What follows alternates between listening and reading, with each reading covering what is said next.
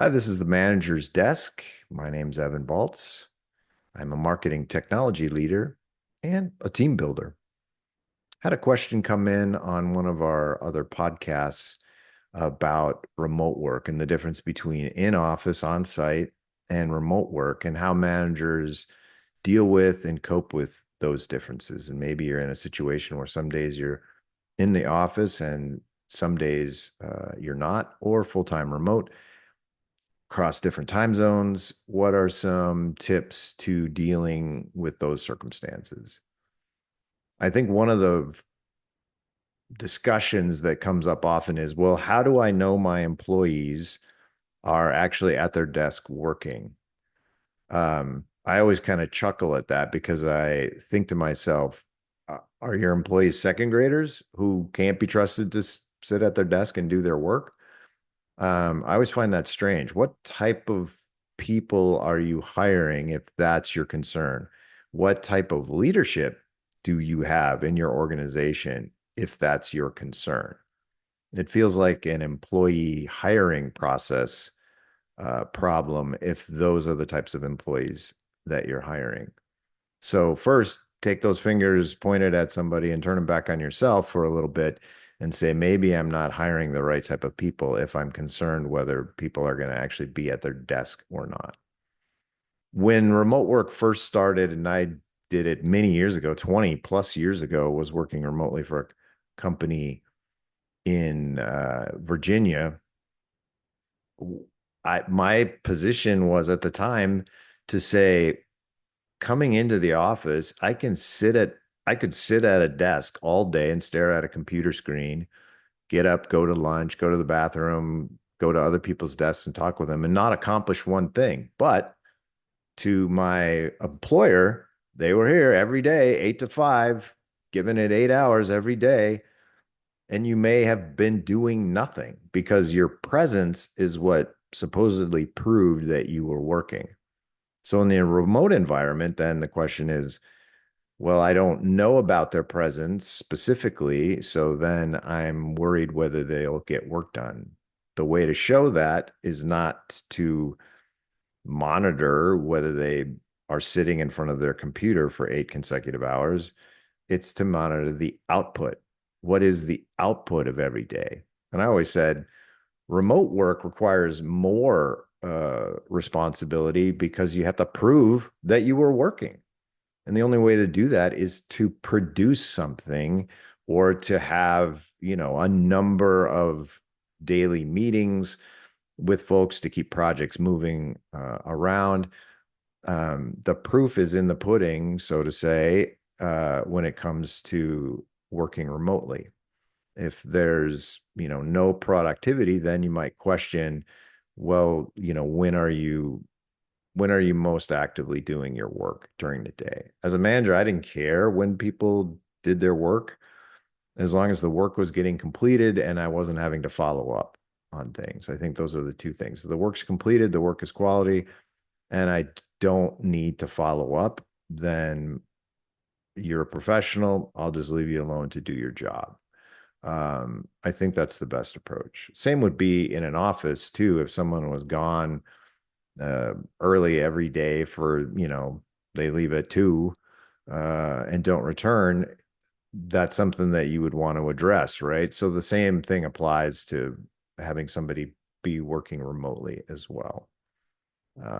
I think the freedom that people feel and the excitement that they aren't wasting time in a car or all of the work prep or whatnot makes them want to perform at a higher level for you with that additional freedom. Um, there are people, it's less and less now. There are people who don't know what to do with that freedom. But I think with more and more people having the experience of working remote, they understand kind of where that balance is. I remember my freshman year in college, first night in the dorm, that our floor resident assistant came out and gave us a little speech about, what was to be expected in college and how he thought things would go and some tips and tricks on surviving and everything. It was a fairly conservative school, but it was interesting. One of the kids said, "What time do we have to be back in the dorm?" And the guy said, "I'm not your parent. I don't care." That being said, he said, "But you probably have class the next day. So probably a good rule of thumb was to be in bed before 1, something like that." But it was a good point. It's like you have the freedom to decide that now. It's not going to be required of you. And that self-discipline is something that's part of why you're probably in college, is to learn a little bit more self-discipline. The same with remote work, right? No one is necessarily going to make sure that you're sitting at your desk for 8 hours straight and staring and typing into your computer, but you have to hold yourself personally accountable for your performance, and that the work is delivered with quality and on time. That's what you're responsible for. Um, I've never seen a drop off in remote employees as to employees in the office, especially in the world of web programming and probably writing.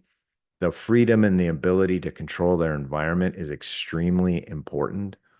Um, and that is done much better, usually in a remote environment. People have figured out, hey, I need an office that's quiet, that people aren't coming in and out, that I'm not distracted all the time, which is much better in most cases than being in the office where people walk up to your desk. I used to try to educate people, especially in marketing, when they were talking to web programmers. Look, if you see that their head's down and they're actively typing, please don't interrupt them. It will take them a long time to get back to where they were. Just hold your question, send it in an email, wait until it's break. Best time, especially with programmers, right when they're ready to leave for lunch, right when they get back, not necessarily first thing they walk in the door. If you see a break, that's the best time when someone's in the office to approach them. The same thing is true in remote, right? Like, don't schedule meetings for people necessarily at 8 o'clock. They haven't even had a chance to kind of look through their emails and get prepared for the day. Also, probably not scheduling them at 4:30 when they're trying to wrap up, complete their tasks for the day, mark them as done in Jira, whatever it is. It's just about being sensitive, understand when people take their lunches and whatnot. It's just about being a human being, right? And respecting that people have lives, and you have a life, and how would you want someone to approach you as a remote worker? It doesn't give you the right to interrupt their life outside of work hours, either. It's not like, hey, because you work remote, I get to text you at 11 o'clock at night and make you do something. There's no quicker way to frustrate employees and have them leave for a different environment, with that type of an expectation. Does it mean sometimes you work extra hours? Yeah. And probably in a remote work, people work extra hours because they're not in their car for an hour both ways. It's a much more controllable environment, especially for introverts who want that control over their environment. They want controlled when they speak to someone. I'll get into that more in a future discussion on the difference between introverts and extroverts in the workplace.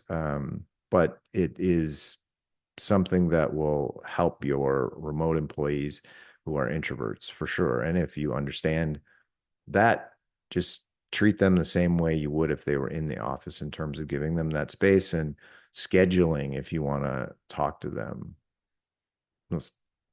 Being lazy as a manager can frustrate your people when you seem to not care. That, hey, I was at lunch, why did you keep calling me? Like, that just shows over time that you don't respect them, that you don't trust them. And there's no reason for that other than you're really thinking yourself important, as a manager, as a leader, and that your will and your desire is what matters most, and everybody's there to serve you. That's a really terrible approach to working with anyone, on any level. So that's something to be cautious of. Those are some of the differences between remote workers and in-office workers in terms of how to approach it. Um, Stay connected with them. Um, you can still read body language definitely through a Zoom meeting.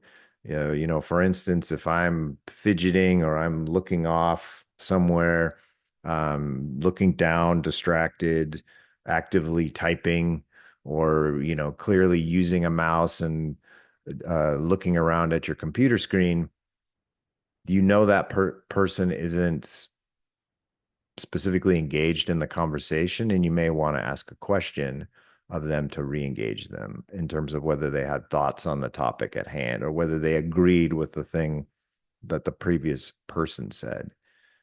It's a little bit easier in a conference room to read people's body language, but the advantage that I'll tell you about it's with remote work is, especially in a larger meeting, you can focus on any one person and they don't know that you are focused on them. And so you can read their body language without them becoming aware that their body language is being read, which is a big difference than sitting around a table with 10 other people and you see someone shifting in their seat and looking down and fiddling with papers or whatever it is. If you notice that, if you're actively sort of noticing that, visually that person will then know that you're kind of paying attention to them and their body language. That may cause them to stop. It may cause them to become really self-aware. And maybe they stop thinking along the lines that they were thinking. But when you're remote and you can focus on one specific person, you can kind of get their impression. Now, I'm not the type of person, and I don't think anybody really should be, is to call somebody out in the moment. Like, hey, pay attention. We're having a meeting here. That's not the way to approach it at all. But to talk to that person one on one afterwards, say, hey, I think something in that meeting bothered you because you seem to get a frustrated look on your face. What was it that impacted you that way? Is it something that we should address? Um, in a one-on-one environment, allow that person to say, yeah, I didn't like what so and so was saying because we had talked about that before and I had already shot it down, and here they are bringing it up again. Okay, what can we do to address that? Right? Paying attention to those little things in that way without embarrassing someone can be very important on your understanding of them and how they perceive the world. um, and you may be able to head those things off then at a future time. Hey, you said this and this other person, what are your thoughts on that? Give them an opportunity to respond if you know they're starting to react negatively, or give them the opportunity to take it offline. Hey, that particular topic sounds involved, sounds difficult. Let's take that offline, the three of us, and we can discuss it later. Just little things like that. I think keeping things on an even keel, though, in terms of your attitude and your emotions as a manager, is so critical in those moments so that the person knows that you're not going to overreact to their behavior. Um, you're not going to overcorrect. You just want to talk about it. And you can do that in a very personal way, in one-on-ones, even if you are working remotely. It's important to just talk. I mentioned that in a previous podcast. Just simply talking.